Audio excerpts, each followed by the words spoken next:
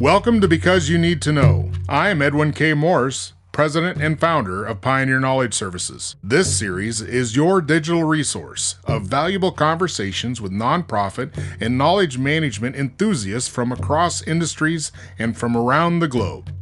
Hello, I'm Mandy Webster.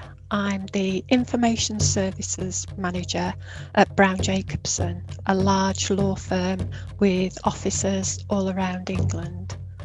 One of the most interesting things near me is Nottingham itself.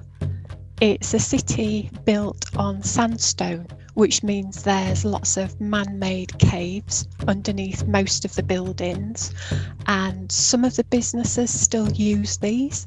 So like the Old Trip to Jerusalem, which is the oldest pub in England from 1189, and it's supposed to be where the Crusaders set off from with Richard the Lionheart, and they still use the caves for storing beer and wine because it's the ideal temperature under there.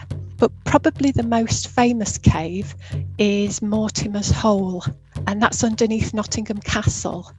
That's where Edward III crept into the castle and surprised his mother, Isabella, the she-wolf of France, and her lover, Roger Mortimer, after they'd, let's say, murdered his father in excruciating circumstances. Jeez, I had no idea all that was right in your neighborhood. And it sounds like I need to go find out about where this pub is. Oh, definitely worth a visit. Do attorneys handle knowledge better than the average person? That's a good question.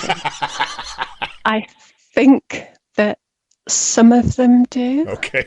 Some of them really get the knowledge management angle.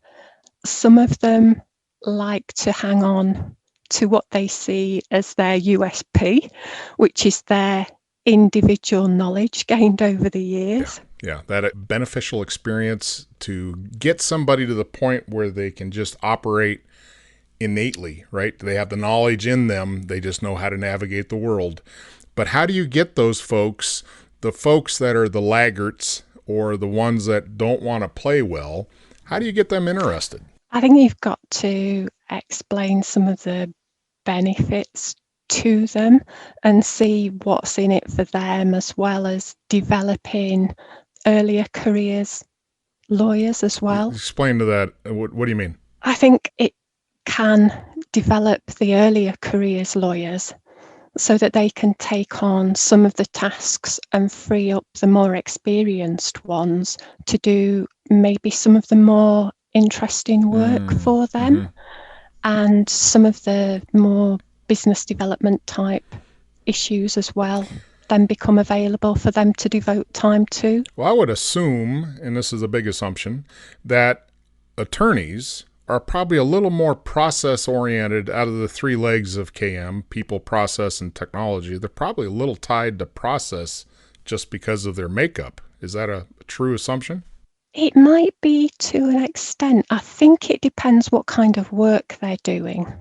Transactional work will be much more of a process, but some of the litigators, it's not necessarily as much of a process then. Yeah, I can see that. Yeah, because they have to be in that framework of free thinking and be able to extract and abstract and all those things up here, right? So it's an internal mechanism, if you will, an ability that brings that capacity. Yeah, especially if it does end up being litigation. But the whole chain working towards that, I think, is much more people and their own internal knowledge.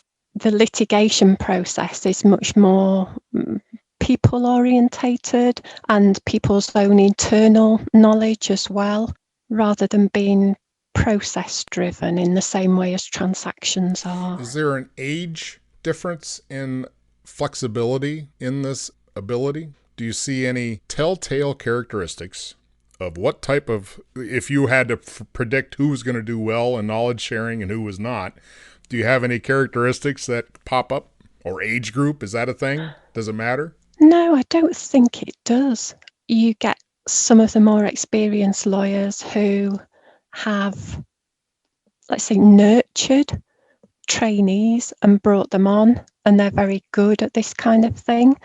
And you get some of the younger lawyers, some of the trainees and so on, who are very used to sharing. I think social media makes some of the younger ones very used to sharing information which maybe you wouldn't have shared a few years ago. Sure. I don't see really an age difference between the ones who do share the knowledge and the ones who don't. Okay. Is there any special onboarding process you do to bring attorneys online to this organizational structure that's special or significant?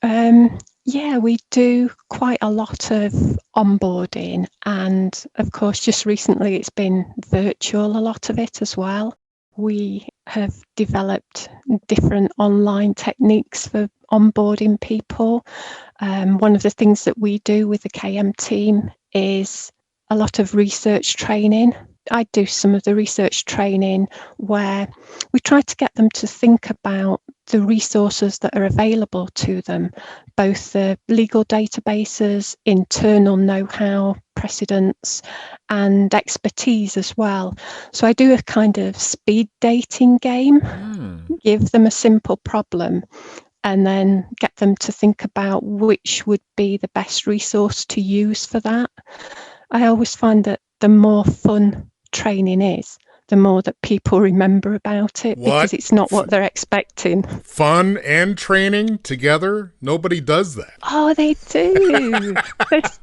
There's lots of gamification of learning. Yeah. So you're bringing up a good point that I find is a failure in a lot of organizations is they don't, in this orientation, in this way to develop contextual understanding. And that's really what you're talking about is how do you know where to go, who to see, who to talk to, where to find the data, right? Because you're looking amongst data and information. And this is really a poignant piece because this is an easily misstep that organizations do is they don't socialize the tool set, the knowledge set, the organizational structure, the people. You know, they don't lay down a way other than a manual. Oh, here's your 3-ring binder of stuff in case it's a rainy day and you don't have anything else to do, right? It becomes a misaligned intent because you're really not engaging them to understand and or learn. And what you're saying is that you've taken that and you've created a demonstration and an engagement where they can experience how to. Yeah, exactly. So last year when we had our new trainees join us, they had lots of training.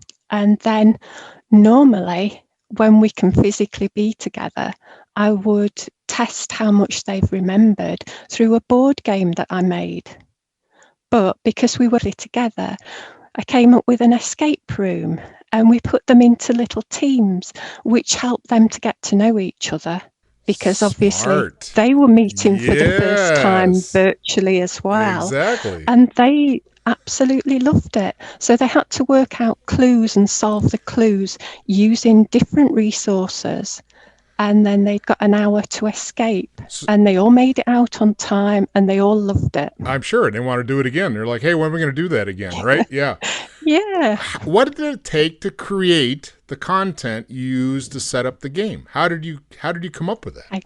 So I came up with a theme, which locally it was Robin Hood. And then we worked on questions, which would be typical kind of research questions they might have, but easy ones, so that they could do them within a few minutes. If they realised which resource they needed to use, they could get the answer very quickly, but using the skills that they'd picked up in their training. And that would generate an answer, which would be either one word or one number, which would unlock a document which had the next clue in there. Oh, interesting. That's very cool. I was blessed because someone else in the KM team, Kim, helped me with some of the videos and things to set the whole thing off and get them running. So it was great. So this will be a regular thing now, I take it. Yeah, I think so. Yeah. Well, do you have any products and or demonstrations and or samples that we could include in the show notes? I don't think so because they were mainly internal ones, Okay. sort of. Yeah, no, I'm not saying Yeah. content wise, but just framework wise. Could we see the wireframe or the steps or procedures it took to produce this? Do you have anything like that? Let me have a think about it and a Okay. look at Yeah. what's possible. Yeah. Because that would be a great example and a template, if you will, of something that someone else could pick up and apply to their own content or their own structure. Yeah. I just think that's a great idea. And it sounds like, other than the work it took to build it, once you've got the content and the structure and the steps, what unlocks what, and figure out those streams of getting to the answer, it's set. Sometimes you just go in and change the question to get a different answer. I mean, that's cool. Because that becomes a very heavy, experiential, and beneficial way to keep things sharp. Because I got to tell you, anytime you step away from software usage, that knowledge just falls out of your head. Yeah. If you're not using Excel every day, you forget how to do anything in the cells. And in my own world of doing research, you get used to a data system, and then it's like when you're not using it heavy, you forget, oh, how did I do this? So yeah, you're really keeping the pencil sharp. Yep. Trying. How big is your KM department and or section? There would be around 10 or 12 of us altogether, because our KM section sits within a section of human resources, the training and development section. Well, that makes sense. And we have professional development lawyers as well. So how long has the organization, your company, applied knowledge management? Is this a recent development? There's been some knowledge management around for quite a while. I would guess probably over the last 5 or 6 years, it's been more coordinated. And sponsored. Yeah. What's your sponsorship? And I mean, some organizations say they have a KM function, but it's not really well-funded and or resourced.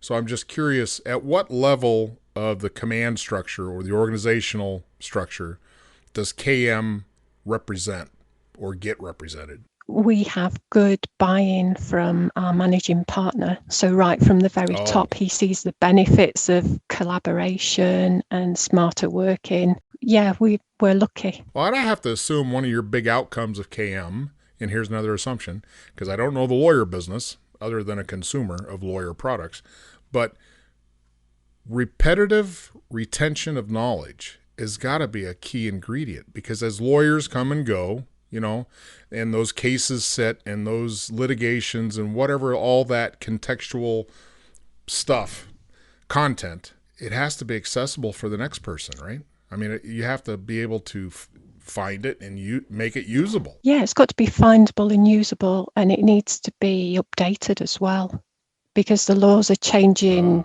daily. Thinking about last year with the coronavirus regulations, things were changing 2 or 3 times a day. So it's not just knowing something that exists and has existed for a while. It's being able to know how to update whatever you've already got. Is it as much update as transform? Because I can see what you're saying is that as these new laws have a retro effect on the previous history. Is that what you're saying? Yeah, to an extent. Or if you've already got a product or a piece of advice, that could be out of date. So it's knowing that you need to check and update to make sure that you're not giving bad advice. Right. Okay, now I get it. I'm a lawyer and somebody comes to me 2 years ago and says, hey, what should I do in this case? And you're like, oh, well, boom, boom, boom. And then the laws changed and you're like, oh, if those cats are still following that advice, that's bad advice because now the law is different. Yeah, definitely. That sounds like a full-time job just doing that. Yeah, they've got plenty on their hands keeping up to date. Well, Mandy, thank you for the glimpse inside of your world. The last question I shall ask is, what's knowledge management? I think a lot of it's to do with connections. You educate your team, your users, to know about what's available to them and how to use it to the best extent, and have them sharing their experiences, maybe improving on something and just growing and keeping that circle going. Constant learning and constant growth. Yeah. Lifelong learning is very much right in there with KM. Yeah. Well, thank you, Mandy. Stay safe in the new world out there and keep us posted on what's happening in your knowledge management domain. Thank you. Because You Need to Know is designed to bring people's experience and their knowledge forward to be shared. I'm Edwin K. Morris, and I thank you for joining in to listen to another conversation brought to you as a public service of Pioneer Knowledge Services, a nonprofit tax-exempt organization with a charitable knowledge management purpose. Find us online at pioneer-ks.org and add your voice to the conversation on Facebook.